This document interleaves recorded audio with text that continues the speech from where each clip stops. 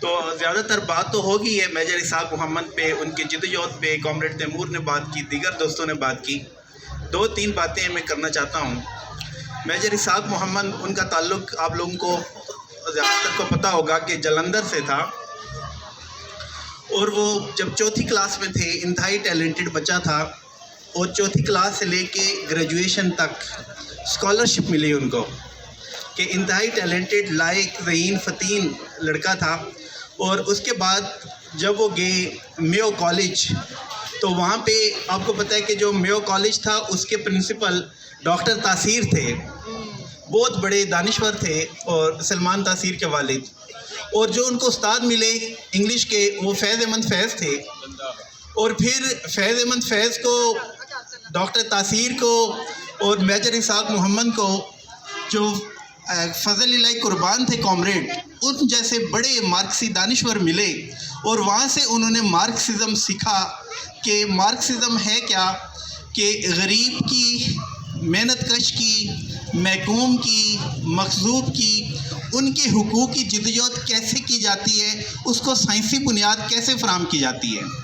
سائنسی بنیاد کس چیز کا نام ہے کہ جب محنت کش، غریب، حاری، کسان، مزدور وہ جدوجہد کریں گے، اپنی جدوجہد کو منظم کریں گے، تو وہ جدوجہد کے کسی مرحلے کے اوپر کبھی کسی سرمایہ دار، جاگیردار اور وڈیرے کے ساتھ کوئی کمپرومائز نہیں کریں گے. اس کو سائنسی جدوجہد کہتے ہیں.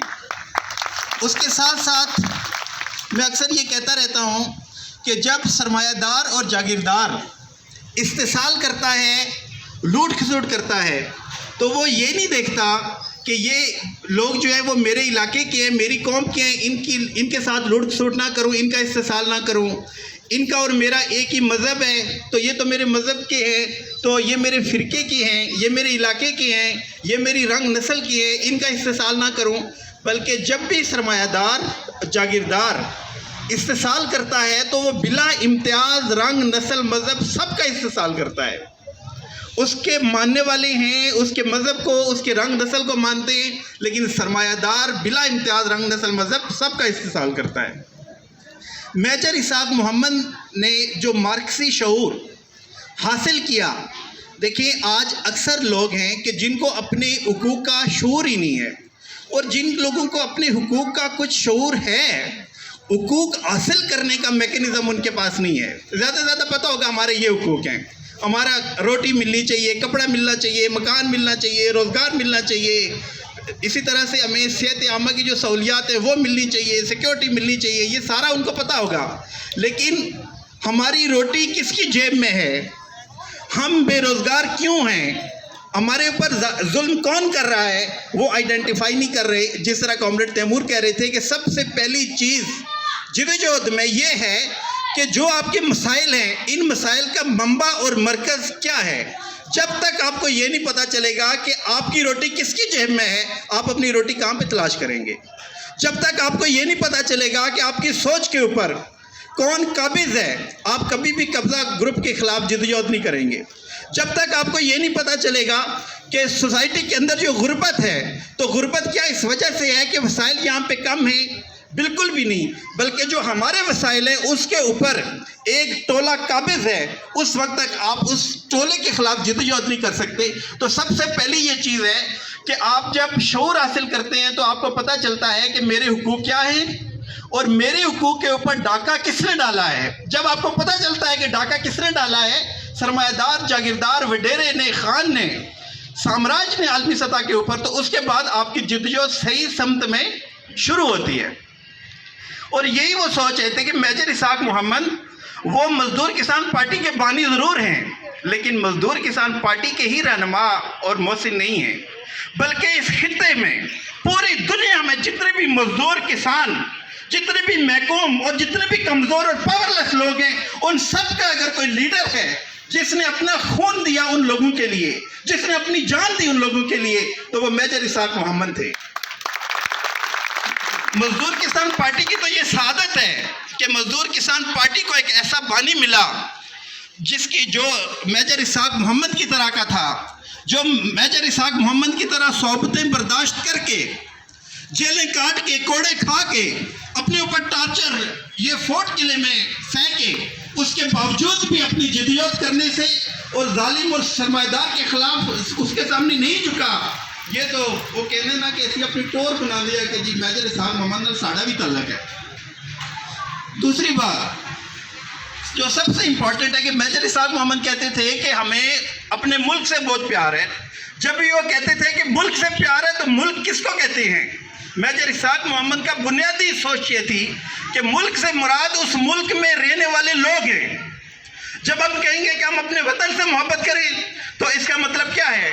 وطن صرف پہاڑوں کا نام اور مٹی کا نام نہیں ہے، ریگستانوں کا نام نہیں ہے، درختوں کا نام نہیں ہے، بلکہ وطن نام ہے اس ملک میں رہنے والے محکوموں کا، اس ملک میں رہنے والے مظلوموں کا، اس ملک میں رہنے والے کمزور اور لاغر لوگ جن کا استحصال کر کے لوٹ کھسوٹ کر کے سرمایہ دار نے اپنے دولت کے ڈھیر لگائے ہوئے ہیں. تو ان لوگوں سے محبت کرنا اس کو کہتے ہیں کہ یہ میجر اسحاق محمد کا بنیادی ان کا پیغام ہے. جب میجر اسحاق محمد نے کامریڈ تیمور نے آپ کو تفصیل بتائی کہ وہ اس طرح آرمی میں چلے گئے، وہاں پہ آرمی کے اندر رہے، وہاں پہ بھی بہادری کے انہوں نے بڑے کارنامے جو تھے وہ سب کیے، لیکن سوچ ان کی کہاں سے بنی تھی؟ ان کی سوچ پہلے فضل الہی قربان جو کامریڈ تھے انہوں نے پہلے بنا دی تھی، اور پاکستان کے اندر یا دنیا میں مزدوروں اور کسانوں کے حقوق کے لیے بہت سے لوگ کام کرتے ہیں. لیکن آج تک غریب کو اپنے حقوق دلوانے میں کون کامیاب ہوا؟ جو مارکسی دانش سے پیوستہ اور آراستہ لوگ تھے. انہوں نے مظلوموں کے حقوق کی بات نہیں کی، بلکہ مظلوموں کو ان کے حقوق ان کی دہلیز کے اوپر پہنچائے. چاہے چائنا ہے، چاہے رشیا کا بولشوک انقلاب ہے، پوری دنیا میں پوری آدھی دنیا سے زیادہ دنیا کے مظلوموں کو اگر آزادی ملی تو وہ اسی دانش اور شعور سے ملی جس کو مارکسزم کہتے ہیں. میجر اسحاق محمد کا اس سوچ کے ساتھ تعلق تھا.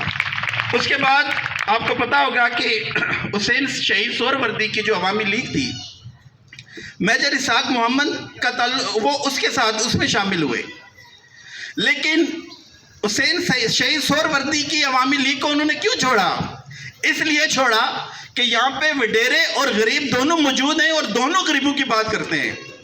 یہاں پہ ظالم اور مظلوم دونوں سٹیج پہ بیٹھ کے بات کریں گے کہ ہم غریبوں کی بات کرتے ہیں. تو انہوں نے کہا کہ یہاں پہ جو میری سوچ ہے غریبوں کی، محکوموں کو آزادی دلانے کی، تو اس کے اوپر میں کام نہیں کر سکتا. تو انہوں نے چھوڑ کے اس کے بعد وہ جس طرح کامریڈ تیمور نے بتایا کہ انہوں نے نیب بنائی، نیب کے اندر جدوجہد کی، اور جدوجہد کر کے نیب کے ساتھ کیا اختلاف تھا؟ اختلاف یہ تھا کہ نیب کا بنیادی مقصد مزدور اور کسان کی بات کرنا ہے، لیکن نیب جہاں بھی بات کرتی ہے مزدور اور کسان کی بات نہیں کرتی. اس لیے ہم نیب سے الگ ہو کے انہوں نے نیب مزدور کسان گروپ بنایا کہ ہماری جدوجہد کا مقصد کیا ہے؟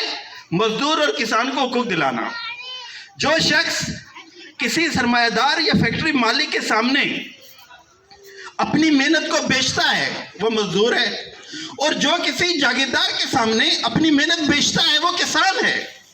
تو مزدور اور کسان کا صرف یہ نہیں مطلب کہ صرف کسی مخصوص حلیے کا بندہ ہے تو ہم کہیں گے یہ مزدور ہے، بلکہ ہم سارے لوگ، کوئی پڑھاتا ہے، کوئی وکیل ہے، کوئی دفتر میں جاب کرتا ہے، کوئی کسی کیا کہتے ہیں فیکٹری میں ہے، کہیں بھی ہے، جو بندہ بھی محنت کو بیچتا ہے وہ مزدور ہے، اور جو کسی جاگیردار اور زمینوں میں جا کے کام کر کے جاگیردار کے سامنے بیچتا ہے تو وہ کسان ہے. اب آخری میں ایک دو باتیں کرنا چاہتا ہوں جو سب سے امپورٹنٹ ہے.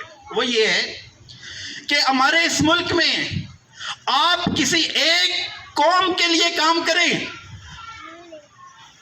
آپ پشتونوں کے لیے کام کریں، آپ بلوچوں کے لیے کام کریں، آپ پنجابیوں کے لیے کام کریں، آپ سندھیوں کے لیے کام کریں، آپ سرائکیوں کے لیے کام کریں، یہ ریاست آپ کا راستہ نہیں روکتی. کیوں؟ کیونکہ ریاست سرمایہ داری اور جاگیرداری نظام کا دباؤ اس میں ہوتا ہے کہ جو لوگ جدوجہد کر رہے ہیں یہ صرف خاص قوم، خاص رنگ، خاص نسل، خاص مذہب کے لیے جدوجہد کرتے رہیں. اس سے ریاست کا غلبہ اور قبضہ مضبوط ہوگا، اور غریب، محکوم، عوام، کسان، ہاری، یہ سب کے سب تقسیم ہو جائیں گے. تقسیم کیسے ہوں گے؟ یہ مسلمان ہے، یہ ہندو ہے، یہ عیسائی ہے، یہ دیوبندی ہے، یہ بریلوی ہے، یہ اہل حدیث ہے. یہ بلوچ ہے، یہ پنجابی ہے، یہ سرائکی ہے، یہ سندھی ہے، یہ پٹھان ہے، یہ فلاں ہے، یہ فلاں ہے.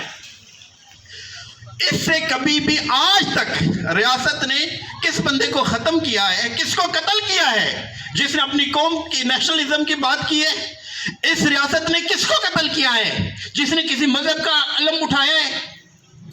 اگر اس ریاست نے زیرو ٹالرنس کی پالیسی اپنائی تو وہ صرف اور صرف ان لوگوں کے خلاف اپنائی جنہوں نے طبقاتی جدوجہد کی بات کی، جنہوں نے کہا کہ ہم بلا امتیاز رنگ، نسل، مذہب تمام غریبوں کے، تمام محکوموں کے حقوق کی جنگ لڑیں گے، تمام کسانوں کو ایک جگہ جمع کریں گے، تمام مزدوروں کو ایک جگہ جمع کریں گے، تمام محکوموں کو ایک جگہ جمع کریں گے. جہاں بلوچ ہوں گے ان کے ساتھ کندھے سے کندھا ملا کے پنجاب کے لوگ کھڑے ہوں گے، جہاں پنجاب کے لوگ ہوں گے وہاں ساتھ پشتون ہوں گے، وہاں ساتھ سندھی ہوں گے، وہاں سرائکی ہوں گے، سب کے سب لوگ ہوں گے بلا امتیاز رنگ، نسل، مذہب.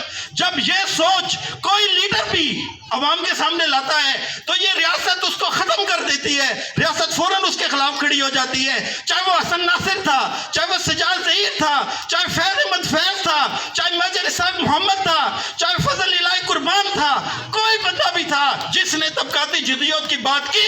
ریاست نے ہمیشہ زیرو ٹالرنس کی اپنی پالیسی اپنائی. میجر اسحاق محمد کی تو زیادہ زندگی جیل کے اندر گزری. کیوں جیل کے اندر گزری؟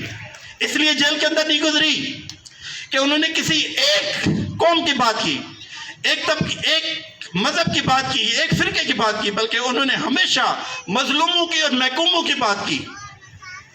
اور دوسری بات جو آخری بات میں کرنا چاہتا ہوں،